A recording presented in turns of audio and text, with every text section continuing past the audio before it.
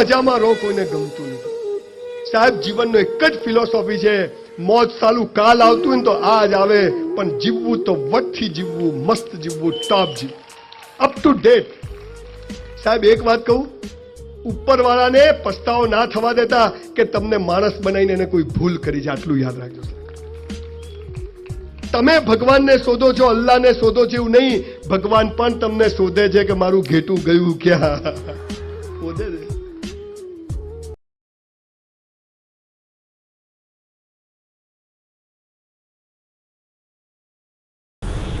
નમસ્કાર દર્શક મિત્રો, નેહલની નજરેમાં આપનું સ્વાગત. હું છું નેહલ. મિત્રો, આજે એક એવી શખ્સિયત, એક એવી વ્યક્તિને આપણે મળવા જઈ રહ્યા છે કે જેને ઘેર ઘેર આપણે કહીએ ને એવું ગુંજતું નામ છે. હું મારા જ ઘરની વાત કરું તો મારી મમ્મી છે એ નિયમિત તેઓને સાંભળે છે, અને મારા મમ્મી તો ત્યાં સુધી કહે કે એકદમ આમ ગુસ્સામાં હોય ને, જનૂનમાં હોય ને એવી રીતે બોલે છે, અને પાવર પણ આપણને દેખાય છે.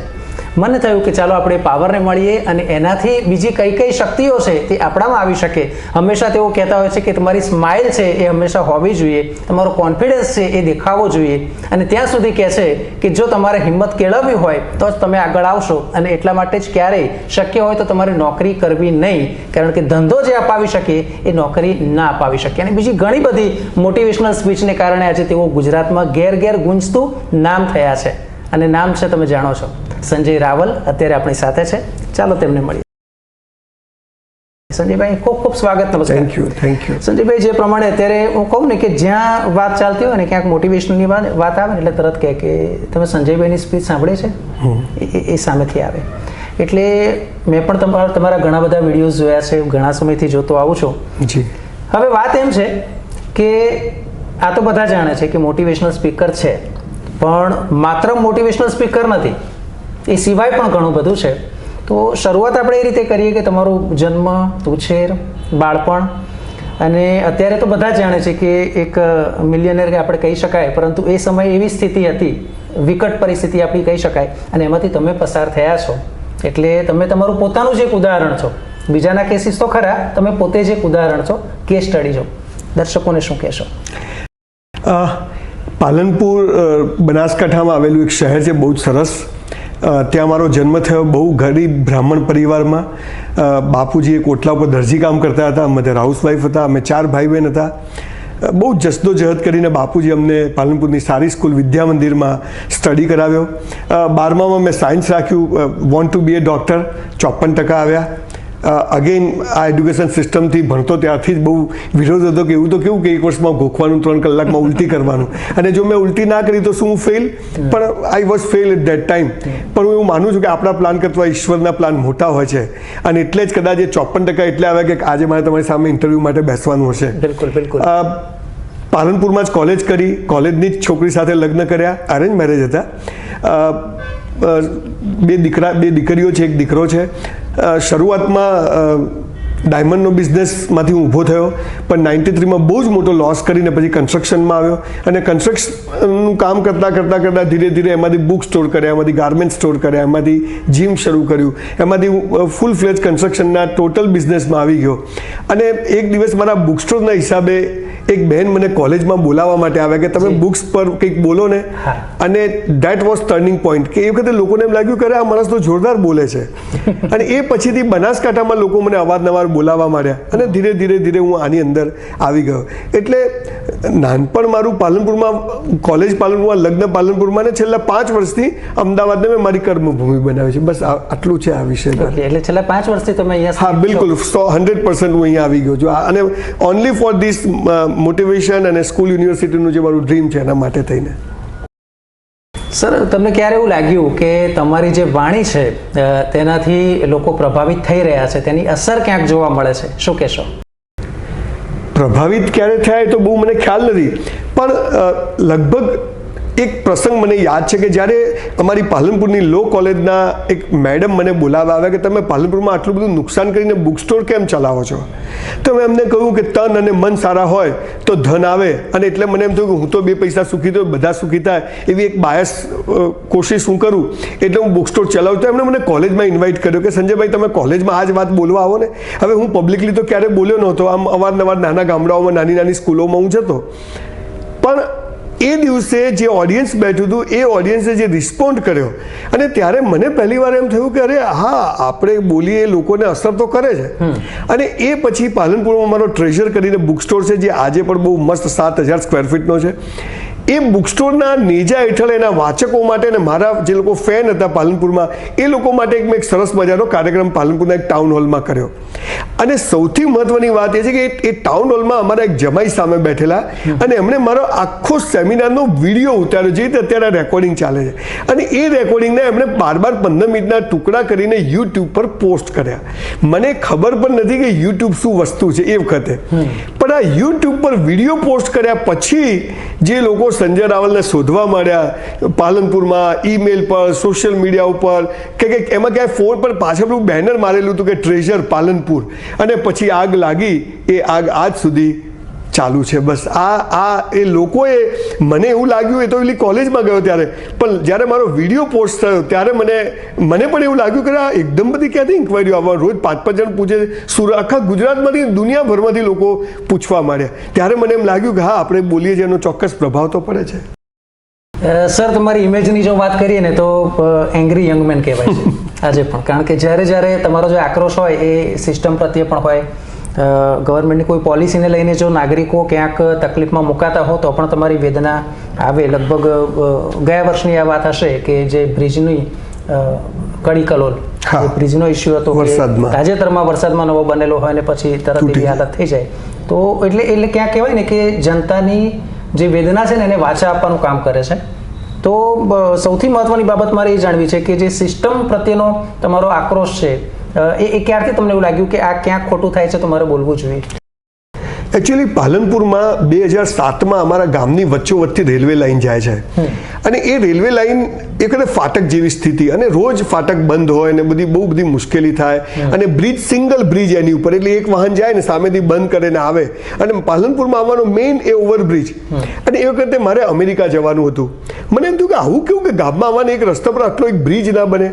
અને પછી એના માટે ધૂમ ધડકા તડકામાં મે મહિનાની 45 ડિગ્રી ટેમ્પરેચરમાં મેં ત્યાં આમરણાંત ઉપવાસ શરૂ કર્યા કે આ ના ચાલે.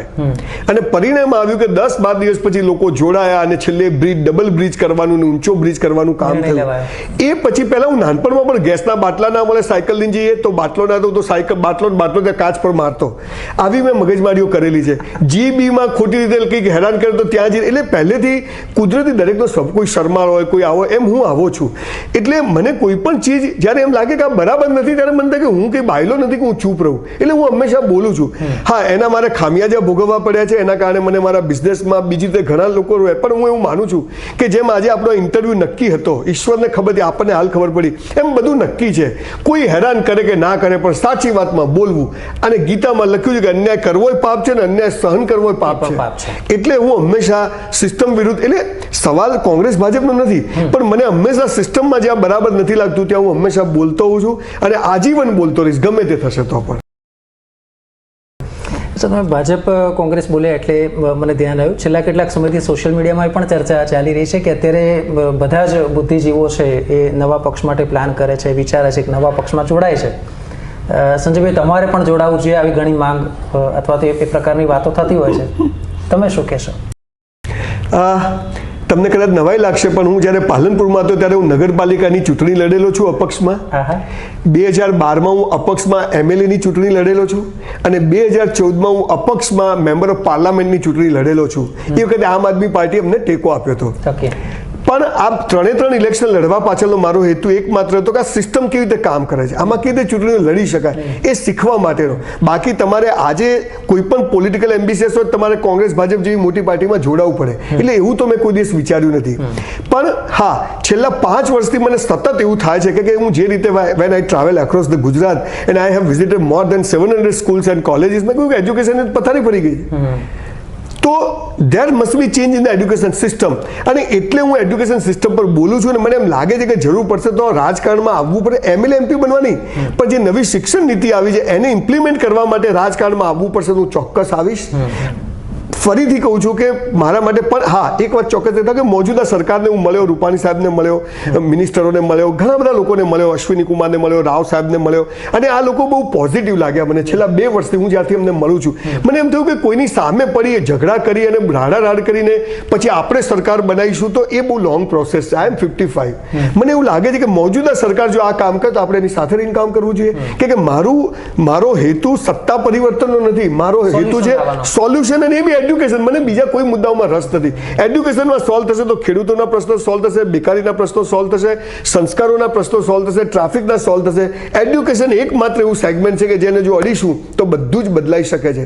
પણ નવી શિક્ષણ નીતિ આવી છે પછી મારી પણ થોડી હિંમત ખુલી છે, અને એટલે હું અત્યારે સરકારની સાથે રહી અને એક પ્રયત્ન ઈમાનદાર કોશિશ કરી રહ્યો છું કે એડ્યુકેશનમાં સ્કિલ ડેવલપમેન્ટથી પરિવર્તન આવે. પણ મારો હેતુ એ નથી કે જુઓ બુદ્ધિજીવી માણસ કોંગ્રેસમાં જાય તો એની ફેવરમાં બોલી શકે, આપમાં જાય તો એની ફેવરમાં બોલી શકે, અને બીજેપીમાં જાય અને એ વિરોધમાં જાય તો એ ત્રણેયની વિરોધમાં બોલી શકે. એટલે આ તો તર્ક છે. એટલે સારું બોલી શકીએ એટલે રાજકારણમાં જવું એવું નથી. મારું બહુ ક્લિયર વિઝન છે કે માત્ર એડ્યુકેશન માટેનું તો બ્રાહ્મણ છું. બ્રાહ્મણનું કામ છે સમાજને દિશા આપવાનું, તો સંસ્કાર આપવાનું, શિક્ષણ આપવાનું. કદાચ મને મારા જીન્સ એ પોકારી રહ્યા છે અને એના માટે થઈને હું કદાચ રાજકારણમાં આવું તો નવાય નહીં, પણ સત્તા માટે નહીં, માત્ર શિક્ષણ માટે.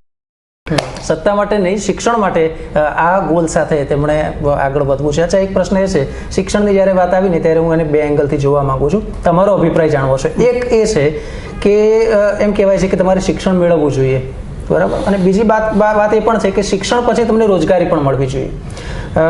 ભારતમાં ખાસ કરીને એક પ્રશ્ન એ છે કે સ્કિલ્ડ લેબર નથી મળતા, એક આ છે, અને અનસ્કિલ્ડ લેબર ઢગલો છે, એક આ છે. અને શું લાગે છે કે જે તમે 10મું કે 12મું કે ગ્રેજ્યુએટ થયા પછી પણ જ્યારે એમ કે ક્યાંક નોકરી હોય તો કહેજો, તો શું કામ એવું કહેવું પડે છે? ક્યાંક સિસ્ટમમાં ખામી છે કે સિસ્ટમમાં સુધારાને જુઓ છો, કે નવી શિક્ષણ નીતિ જે કેન્દ્ર સરકારે જાહેર કરી છે 3 વર્ષ પછી અમલમાં આવશે, તો એને લઈને તમારા શું વિચાર છે એ આપણે જાણવું છે. તમે ચાહો છો કે હું સાચો જવાબ આપું કે સારો જવાબ આપું? સાચો જવાબ એ છે કે પહેલાં તો જે લોકો નોકરીઓની વાતો કરે છે, 2 હાથ જોડીને કહું છું, હું બી ગરીબ હતો. બાપુજી ઓટલા પર દરજી કામ કરતા હતા, કોઈ દિવસ એક સિંગલ ફોર્મ નથી ભર્યું નોકરી માટે. વાત એ છે કે આપણે બીજાના સપનાઓ પૂરા કરવા મથવું છે કે આપણા સપનાઓ પૂરા કરવા મથવું છે. એટલે પાયામાં તો વાત જ એ છે કે તમે જ્યારે બીજા માટે કામ કરો છો ત્યારે એના સપના પૂરા થાય છે, આપણા થતા નથી. એટલે પહેલાં તો ભણી ગણીને જોબ કરવી જોઈએ, એ વાત સાથે હું સંમત નથી. બીજી વાત કે તમે જે રીતે 30 કરોડના 130 કરોડ લોકો થઈ ગયા, 5 ગણી વસ્તી વધી ગઈ, તો 5 ગણી જોબ ઓપોર્ચ્યુનિટી ઊભી કરવી એ સરકારનું દાયિત્વ છે, સાચી વાત છે. પણ જે રીતે ટેકનોલોજીનો વિકાસ થયો એ રીતે રોજગારીની તકો ઓછી થતી ગઈ. એક ફેક્ટરીમાં 1000 માણસો કામ કરતા, આજે 10 માણસો કામ કરે છે, અને સામે વસ્તી 10,000ના બદલે 30,000 થઈ ગઈ એક ગામની. એટલે એ આખો જુદો વિષય છે. હું એવું માનું છું કે શિક્ષણ એ મને સાચી વાત માટે બોલતો કરે, શિક્ષણ મને મારા પગ પર ઊભો કરે, શિક્ષણ મને સમાજને જુદી રીતે જોતો કરે, એના માટે શિક્ષણ છે. શિક્ષણ નોકરીઓ માટે નથી. હા, સરકારનું દાયિત્વ છે કે એવી એક પદ્ધતિ હોવી જોઈએ. તમે જુઓ, એક ગામ હોય અને એમાં 100 રિક્ષાઓ અને 1000 માણસ હોય. હવે તો 500 રિક્ષા થઈ જાય, શું થાય? બધા ભીખ માંગે. અત્યારે આપણા ત્યાં આવી હાલત થઈ છે. એન્જિનિયરિંગ કોલેજો અને કેટલી જાતની MBA કોલેજો અને MCA કોલેજો ખોલી દીધી. સીટો જોઈએ એટલી ભરવા માંડે. અત્યારે 40% એન્જિનિયરિંગ કોલેજો બંધ થઈ ગઈ. સવાલ એ છે કે આ એક બહુ મોટો ચર્ચાનો વિષય છે. દર વર્ષે ગુજરાતમાં આટલા લોકો 12થમાં છે, આટલા લોકો એન્જિનિયરિંગમાં છે, તો આટલા એન્જિનિયરિંગમાં છે તો આટલા પ્રોજેક્ટ્સ થવા જોઈએ ને એટલી જોબ મળવી જોઈએ. આવું પદ્ધતિસરનું કામ આપણા ત્યાં થતું નથી, જેવું ઓસ્ટ્રેલિયામાં, અમેરિકામાં, દુનિયાભરના દેશોમાં થાય છે. આપણે તો જે ખાડો પડે ત્યારે પૂરવાનો, બીજી કોઈ વાત હોતી જ નથી. એટલે એ આખો જુદો વિષય છે. પણ હું લોકોને એવું ચોક્કસ કહું છું કે શિક્ષણ તમને જોબ આપી શકશે ને એમાંથી 2 ટાઈમ ખાઈ શકાશે, એમાંથી કંઈક બહુ મોટા સપનાઓ પૂરા થાય એવું નથી. પણ હું એવું માનું છું કે શિક્ષણ જ એવું હોવું છે કે 12મા ધોરણ પછી ભણવાની જરૂર જ નથી. જે 90% ઉપર છે એ ડૉક્ટર એન્જિનિયરિંગ માટે ભણે, અમારા જેવા ડબ્બા હોય કામે લાગી જાય. અને એટલે નવી શિક્ષણ પોલિસીમાં સ્કિલ બેઝડ એડ્યુકેશન પોલિસી નરેન્દ્રભાઈ ઇમ્પ્લિમેન્ટ કરી, જેથી તમે સાયન્સ સાથે સ્કિલ રાખી શકો, તમે કોમર્સ સાથે સ્કિલ રાખી શકો, અને એની સાથે તમે ભણો અને જીવનમાં ધારો કે તમે જે તે ફિલ્ડમાં તો સફળ ન થાય પણ સ્કિલના આધારે પણ તમે જીવનમાં કંઈક કામ કરી શકો. એવી શિક્ષણ નીતિ આવી છે, અને એ જો હજુ ઇમ્પ્લિમેન્ટ નથી થઈ અત્યારે હું સરકાર સાથે છેલ્લા 2 વર્ષથી મગજમારી કરું છું, માંડ બધું ઠેકાણું પડ્યું હતું ને આ બધું સરકારનું બધું બદલાઈ ગયું, પણ નવા સીએમ પર મને વિશ્વાસ છે, નવા એડ્યુકેશન મિનિસ્ટર પર વિશ્વાસ છે, નવા જે શ્રમ અને રોજગાર મિનિસ્ટર છે મિસ્ટર મેરજા એમની પર મને વિશ્વાસ છે, અને મને આશા છે કે આ નવી એડ્યુકેશન પોલિસી જે 5+3+3+4ની આવી છે એ જો આવનારા 5 વર્ષોમાં ઇમ્પ્લિમેન્ટ થઈ ગઈ ને સાહેબ, તો આપણું કલ્યાણ થઈ જશે સાહેબ, એટલું હું ચોક્કસ કહું છું. સંજય સર, એક બાબત એ છે કે તમે આટલા વ્યવસાય સાથે સંકળાયેલા છો, એજ્યુકેશન ઉપર ભાર આપો છો, તમારી પાસે 24 કલાક છે દિવસના, અને એ 24 કલાક દરેક પાસે છે. એ પછી એ મોટા ઇન્ડસ્ટ્રીયાલિસ્ટ હોય કે પછી એકદમ નાનો કે સામાન્ય વર્ગમાંથી કોઈ આવતી વ્યક્તિ હોય. ટાઈમ મેનેજમેન્ટ ઘણા એમ કહે છે કે મારી પાસે બિલકુલ સમય નથી, અને ઘણીવાર આપણે એમ પણ જોઈએ છે કે નરેન્દ્ર મોદી સાહેબ છે એ જે લાઇનઅપ કરવાનું હોય, હમણાં જે ઓલિમ્પિકમાંથી જે મેડલ્સ લઈને આવ્યા એમને મોટિવેટ કરવાનું હોય, એમને 24 કલાક છે. તમારું શું માનવું છે કે ટાઈમને લઈને ઘણા જે હોબાળો કરતા હોય કે મને ખૂટે છે, અને તેમ છતાંય આપણને એમ થાય કે કોઈ પરિણામ તો નથી, શું કહેશો? એ બધા બેવકૂફો છે. જે માણસને કામ કરવું છે એને સમય ઓછો પડતો જ નથી. મારી પાસે તો સમય રોજ 2-3 કલાક એક્સ્ટ્રા હોય છે, અને નરેન્દ્રભાઈની સામે તો આપણે 1000માં ભાગનું બી કામ નથી કરતા. એક ભિખારીને બી 24 કલાક મળે છે, પણ તમે એનો કેવી રીતે ઉપયોગ કરો છો. પણ હા, હું એટલું મારા જીવનમાં કદાચ હું એ સાયકલ પરથી આજે મર્સિડીઝ પર પહોંચ્યો તો એનું એકમાત્ર કારણ એ છે કે મેં હંમેશા હું કોઈને 4 વાગ્યાનો ટાઈમ આપું, 3 વાગ્યાનો ટાઈમ આપું કે 12 વાગ્યાનો આપું, કે મારે કોઈના ત્યાં પહોંચવાનું હોય કે કોઈ મારા ત્યાં આવે, ધારો કે તમે આજે આવવાના હતા, તમે જો અડધો કલાક મોડા આવે તો હું તમને ના જ પાડું કે ભાઈ સોરી, કે હવે મેં 4 વાગે કોઈને ટાઈમ આપ્યો છે. ઈશ્વરે સમય બનાવ્યો છે, અને સમય એ જ જગત છે. તો ઈશ્વરની બનાવેલી વસ્તુને જો તમે ઇજ્જત નહીં કરો તો એ તમારી ઇજ્જત નહીં કરે. એટલે તમે બી કોઈનો સમય સાચવો અને તમારો પણ કોઈ સમય સાચવો એ કોશિશ કરો. એટલે હું એવું માનું છું કે હું આટલા 2000 સેમિનાર કર્યા પણ હું ઓન ટાઈમ પહોંચું છું. એ દુનિયાભરમાં ગમે ત્યાં હું. એક વાર તો રાજકોટમાં હેમુ ગઢવી હોલમાં મારો પ્રોગ્રામ ને 30 કિલોમીટર ટ્રાફિક જામ હતો. હું મારી ગાડીમાંથી ઉતરીને હું ચાલતો છેક 6 કિલોમીટર તડકામાં ગયો, અને કોઈના સ્કૂટર પર બેસીને રોંગ સાઈડ, ને પછી લોકો મને રોંગ સાઈડ લેવાય, પણ હું ટાઈમસર ત્યાં પહોંચી ગયો. મને કપડાં બદલવાનો ટાઈમ ના મળ્યો, પણ સમયને જે સાચવે છે, સમય એને સાચવે છે. આ હું બિલકુલ સ્પષ્ટ માનું છું. અને રહી વાત મારી, તો છેલ્લા 5 વર્ષથી હું માત્ર સેમિનાર અને યુનિવર્સિટીના પ્રોજેક્ટ પર મેં ફોકસ કર્યું છે. હું કોઈ બિઝનેસ કરતો નથી. મારો કોઈ જે છે મારો દીકરો બધું જોવે છે. એટલે હું માત્ર યુનિવર્સિટી અને મારા મગજમાં જે 50 સ્કિલ છે એ 50 સ્કિલનો સિલેબસ કેવી રીતે તૈયાર કરવો એની બધી હું તૈયારી કરી રહ્યો છું. એટલે મારી પાસે તો ટાઈમ જ ટાઈમ છે. પણ હા, હું મારું ટોટલ પ્લાનિંગ હોય છે કે હું આજે 12 કલાક ઓફિસ છે તો 12 કલાકમાં આમ કરીશ, અને થાય એની પૂરી કોશિશ કરું છું. થાય છે ઈશ્વરની કૃપાથી. ઈશ્વરની કૃપાથી એક ટાર્ગેટ છે, કે આપણે ધ્યેય છે કે મારે આ કરવું છે તો થાય છે, અને એટલા માટે જ સંજય સર પાસે દિવસમાં 2 થી 3 કલાક વધે છે. તો તમે વિચારી લો કે ટાઈમ મેનેજમેન્ટનું મહત્વ છે એ શું છે. સર, એક બાબત એ છે કે ઘણા લોકો વારે ઘડીએ નાની બાબતે હતાશામાં આવી જાય, ડિપ્રેશનમાં આવી જાય. તમારો શું વિચાર છે? આ ડિપ્રેશન, હતાશા શબ્દ આપણા ભારતીય સંસ્કારનો છે જ નહીં. આ બહારથી આવ્યો છે.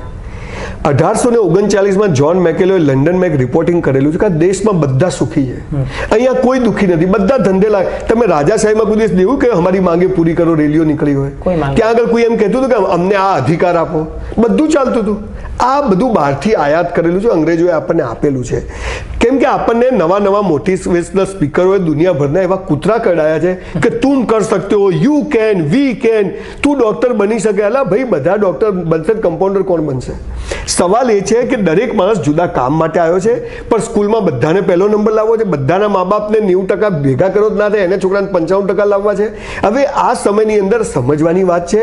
અને જો તમે આવી રીતે, સાહેબ, તમે ધીરુભાઈ ના થઈ શકો, હું મુકેશભાઈ ના થઈ શકું, અમિતાભ બચ્ચનનો છોકરો સુપરસ્ટાર ના થઈ શકે, તો મારો દીકરો ઘરમાં બોલતો નથી, તો બધા જ એવું કરે કે ચલો સંજય બીજું આપણે બોલીએ તો ના થાય. હું બી કેટલાય બધા મોટિવેશનલ સ્પીકરો જ્યારે સ્કૂલમાં કોલેજમાં ભણતો ત્યારે સાંભળ્યું, મેં કેવું જોર સરસ બોલે છે. આજે મને કરોડો લોકો સાંભળે છે. તો સવાલ એ છે કે આ જે આપણામાં ધુમાડો ભરવામાં આવ્યો છે, હવા ભરવામાં આવી છે કે તું કરી શકે છે, તમે રજત શર્મા જેવું કામ કરી શકો છો, કરી શકો, ગાડા થઈ જાઓ એટલે ડિપ્રેશનમાં આવી જાઓ. તમારો ખર્ચો 30,000 છે, તમે આ બસ હું કરી શકે એમ કહીને દેવું કરી નાખો એટલે તમે ટેન્શનમાં આવી જાઓ. માણસ જ્યાં છે ત્યાં સુખી જ છે. આપણી જગ્યાએ, યોગ્ય જગ્યાએ જન્મ આપ્યો છે. ઈમાનદારીથી મહેનત કરતા રહેવું. બેસી રહેવાની વાત નથી કરતો, મહેનત કર્યા કરવાની. પણ જે છે એમાં ધીરુભાઈ અંબાણી, મુકેશભાઈ અંબાણી જે ખુશી સાથે જીવશું તો સમય બદલાશે. બાકી આપણી સાયકલ જોઈને, કોઈનું સ્કૂટર જોઈને આપણે દુઃખી થઈએ તો આપણો કદી અંત આવવાનો નથી. અને એ કામ છે કે ડિપ્રેશન. એ કારણ છે કે હતાશ એ પ્રેમ હોય, પૈસો હોય કે બિઝનેસ હોય કે નોકરી હોય, બધાને બીજાની થાળીનો લાડવો મોટો લાગે છે એવું આ મોટિવેશનલ સ્પીકરોએ સમજાવી દીધું છે અને એમ કીધું છે કે તું આ બધું કરી શકે છે. અલા તું કરીને બતાય, તું આ બોલવાનું બંધ કરીને એક ધંધો કરીને બતાવે તો તું સાચો. એવું થતું નથી ભાઈ. એટલે પાયામાંથી સમજણનો અભાવ છે, બીજું કશું કારણ નહીં. બાકી હતાશા છે નહીં હોય વળી. 400 રૂપિયામાં વેઇટરની નોકરી કરતો, 400 રૂપિયામાં મજામાં રહેતો હતો, આ 4 લાખમાં મજામાં રહું છું. That's it. જે સ્થિતિ છે એને હા, અને કોશિશ કરે બદલવાની કોશિશ, પણ એના માટે ગાડા નહીં થવાનું. ઊંચા વ્યાજે પૈસા લઈ લે, અહીંથી પૈસા લઈ લે, પછી ભાગતો ફરે, આ બધા ધંધા કરવાનો શું મતલબ છે? વચ્ચે તમને રોકવું, દેશનો ગૃહમંત્રી સરદાર પટેલ મરી જાય ને ખિસ્સામાં 250 રૂપિયા હોય અને એ મનીબેનને કે સરકારી કોષમાં જમા કરાવી દો અને તોય તમારે 3000 કરોડનું પૂતળું બનાવવું પડે. આનું નામ જીવન. ક્યાં હતી હતાશા? ક્યાં હતું ડિપ્રેશન? કશું નહોતું. છોકરાઓને કીધું હતું કોઈએ દિલ્હી આવવાની, આ સરદાર પટેલ હતા. તો એનામાંથી આ શીખવાનું છે. સંજય સર, પુસ્તકની જ્યારે વાત કરવામાં આવે ને, હંમેશા એમ કહેવાય છે કે પુસ્તક એ તમારો સાચો મિત્ર છે અને એ સાચો મિત્ર તમે કદાચ એ બાબતને પહેલેથી જાણો છો એટલે સતત તમારું વાંચન રહ્યું છે. તો તમારા પુસ્તક પ્રેમની થોડી વાત કરશો.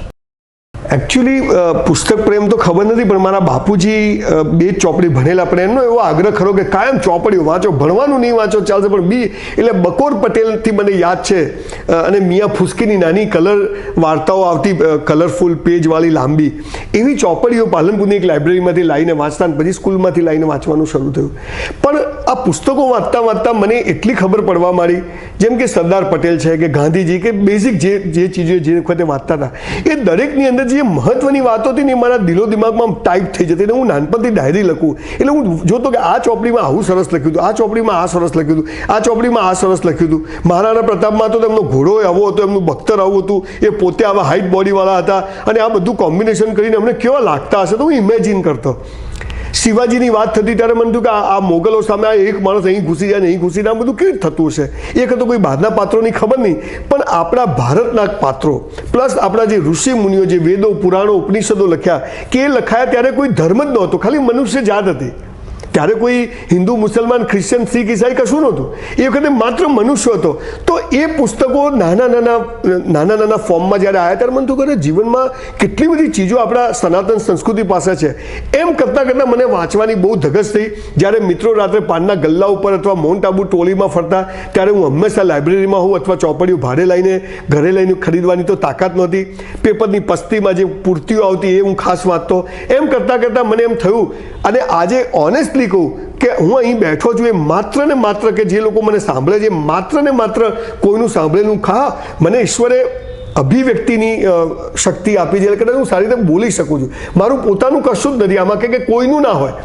કોઈ બોલ્યું એને કોઈએ સાંભળ્યું, એને કોઈએ સાંભળ્યું, એને કોઈએ સાંભળ્યું, એને હું બોલ્યો એને તમે સાંભળ્યું. એ રીતે કોઈએ લખ્યું, એમાંથી કોઈએ લખ્યું. ખરેખર તો હું કહું લેખક લખાય જ નહીં, એમ લખવું જોઈએ ગોઠવણીકાર.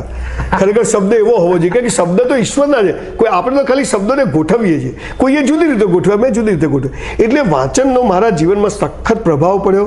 મેઇનલી બાયોગ્રાફીનો સખત પ્રભાવ પડ્યો. દુનિયાભરના પછી તો ઓસ્પેન્સ્કી ને ગુરજીએફ ને તિરુવલ્લુવર દુનિયાભરના લોકોને લાઓ છે કેટલું બધું વાંચ્યું. અને પછી જ્યારે ઓશોના પુસ્તકો, ઓશોએ લખ્યું નથી પણ ઓશોએ ઘણા બધા પુસ્તકો એમના વખત, અને એ મારા જીવનમાં એની બહુ જ મોટી અસર પડી. એક સ્વતંત્રતા મારી અંદર આવી જે હતી જ નાનપણથી, પણ એને એક શેપઅપ મળ્યો. એટલે હું માનું છું કે અને ઓશોને વાંચ્યા પછી એમ થાય કે હવે કોઈને વાંચવાનું બાકી નથી. એટલે ત્યાં આવીને હું અટકી ગયો. પણ વાંચને મારા જીવનમાં જબરજસ્ત બદલાવ લાવ્યો છે. અને આજે પણ હું ભલે ખરીદતો નથી, હું લોકોને બી કહું છું કે જેમ 25,000માંથી કરિયાણું લાવીએ, લાઇટ બિલ ભરીએ, બેંકનો હપ્તો ભરીએ, એમ દર મહિને થોડાક પૈસા પુસ્તકોમાં ઇન્વેસ્ટ કરજો. ભલે વાંચો નહીં, પડ્યા રહે, પણ એના વાઇબ્રેશન હોય છે. દરેક જેમ મોબાઈલના વાઇબ્રેશન હોય, કોઈ રીંગ પકડી લે, એમ પુસ્તકમાંના વાક્યો એ આપણા જીવન સાથે કનેક્ટ થતા હોય છે.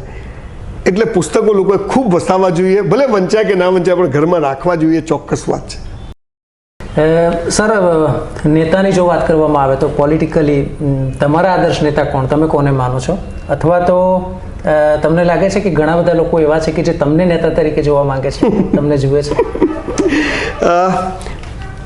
છેલ્લા પહેલાં તો હું 20 વર્ષનો હતો ત્યાં સુધી તો મને પોલિટિક્સની કંઈ ખબર જ નથી. પછીના 10 વર્ષ મારા જિંદગીમાં હું એટલું સ્ટ્રગલ મેં કર્યું કે એ વખત પણ ગુજરાતમાં કોઈ અમરસિંહભાઈ ને કોઈ માધવસિંહભાઈ ને બધા જુદા જુદા, પણ મને કોઈ ખબર જ નહીં કે વિધાનસભા એટલે શું ને કોણ ક્યાં બેસે ને કઈ પાર્ટીમાં કોણ ને કશું ખબર નહીં.